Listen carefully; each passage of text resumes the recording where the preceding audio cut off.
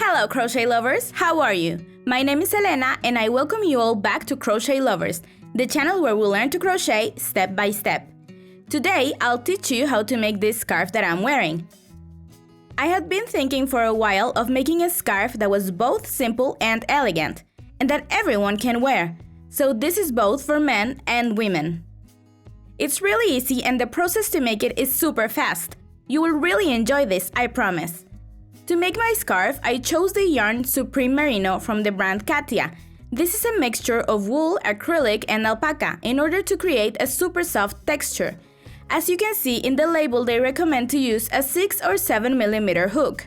I will be using a 6 mm hook. And we'll need between 150 and 350 grams of yarn, depending on the size we want for our scarf. Below, you'll find some more guidelines for the materials. Now we'll begin with the slip knot.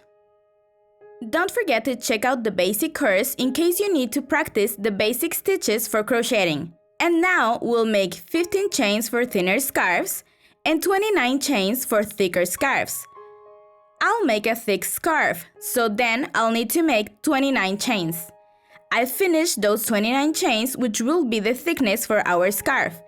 If you want to make it thinner or even thicker, you'll just have to add a number of chains that's a multiple of 7. This is a multiple of 7 plus one last chain, which help us finish that first row. In the second chain from the hook, we'll make one single crochet, and then we'll keep making one single crochet in each available chain until we get to the other side. So now we should have 28 single crochets, which is one less stitch than the initial chains we made. The next thing we'll do is chain 1 to turn the project over, and now we'll make a row of one single crochet in each stitch available. And by the end we should have also those 28 stitches, or the initial number of chains you made minus 1.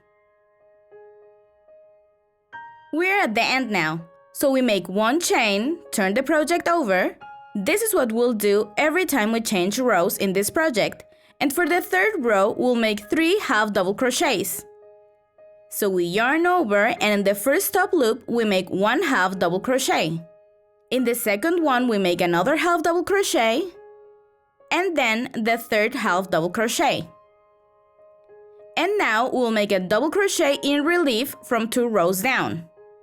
Let's see how it's done. This is the next stitch we should use. But what we're going to do is look for the row below that stitch, and in there we're going to make our double crochet in relief.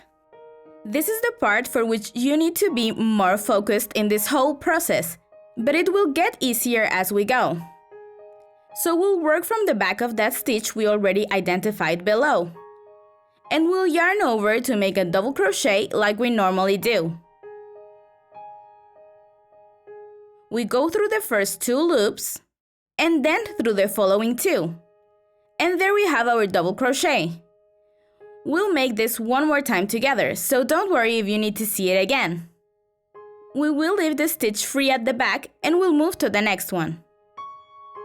In there, we'll make a half double crochet. We should have 6 half double crochet stitches after our stitch in relief. This is the second one, then the third, and we keep going until we have those 6 half double crochet stitches. And once we have them, we'll make another double crochet in relief from 2 rows below. Remember that we go to the row below where we are. This is the stitch. The first thing is to identify it.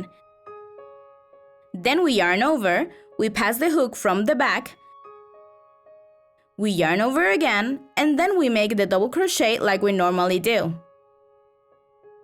Don't forget to leave the stitch we didn't use free at the back. This is the sequence we'll repeat. 1 double crochet in relief, then 6 half double crochets until we get to the end. We should have 4 double crochet in relief if we made 29 chains. And after that last one, we should have enough top loops to make 3 half double crochets. No matter your scarf size, at the end we should have enough loops to make 3 half double crochet stitches. The next rows are super easy. We make one chain every time we change rows, and from now on, whenever we have a row that does not have the relief stitches towards the front, we'll always make one single crochet in each stitch available. I suggest we count the stitches in order to verify we have the same number as before. For me, it's 28. So once they are done, we make one chain, turn the project over, and then we begin with our relief rows. For all of these type of rows, we'll begin with 3 half double crochets,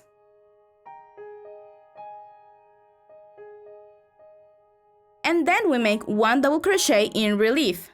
It will be easier from now on because we have the last double crochet in relief we made below, and we just have to yarn over from the back so we have our next double crochet in relief.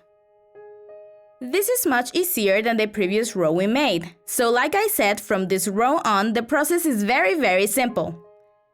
Don't forget to leave the stitch free at the back. And after this one, we make our 6 half double crochet stitches.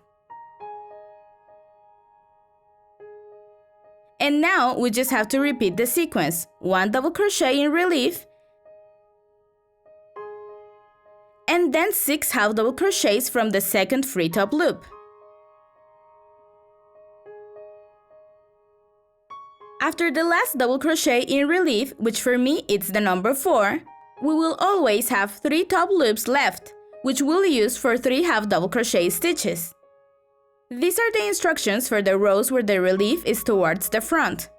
And the only thing left to do now is to keep repeating rows of single crochets and double crochets in relief until we get to our desired length.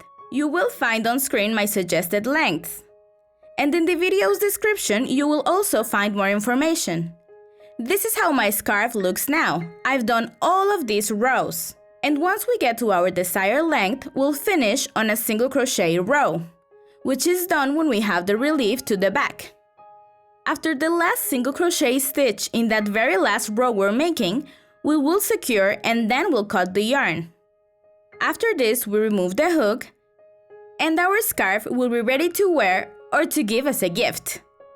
Well, crochet lovers, that is it for this tutorial. As you can see, this scarf is super easy to make, so I hope you make it as soon as you can. Show me all the great things you make with this pattern, and I'll see you very soon with a new tutorial. Also, don't forget to check out our social media. Have a great day, crochet lovers!